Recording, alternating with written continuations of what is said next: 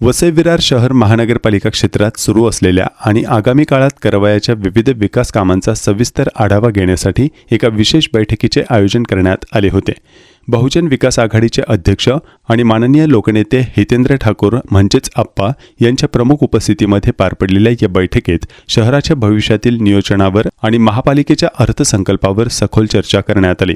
या बैठकीला लोकनेते हितेंद्र ठाकूर यांच्यासह महापौर अजू पाटील, उपमहापौर मार्शल लोपिस, सभागृह नेते प्रफुल्ल साणे, स्थायी समिती सभापती प्रवीण शेट्टी, माजी महापौर नारायण मानकर, माजी नगरसेवक पंकज ठाकूर, माजी नगरसेवक हार्दिक राऊत, नगरसेवक नरेंद्र पाटील, नगरसेवक अजित भोईर, श्रीमती ममता सुमन, श्रीमती झीनत शेख, श्रीमती प्रार्थना मोंडे आदी उपस्थित होते।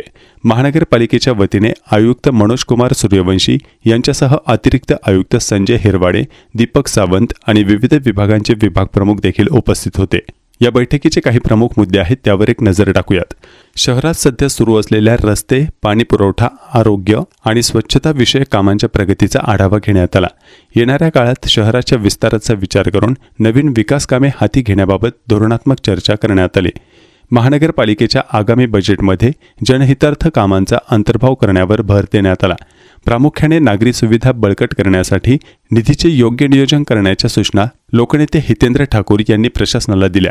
या बैठकीत लोकनेते हितेंद्र ठाकूर यांनी प्रशासनाला कामाचा दर्जा राखण्याचे आणि कामे वेळेत पूर्ण करण्याचे निर्देश दिले। शहराच्या सर्वांगीण विकासासाठी प्रशासन आणि लोकप्रतिनिधी यांनी समन्वयाने काम करणे आवश्यक असल्याचे मत यावेळी व्यक्त करण्यात आले।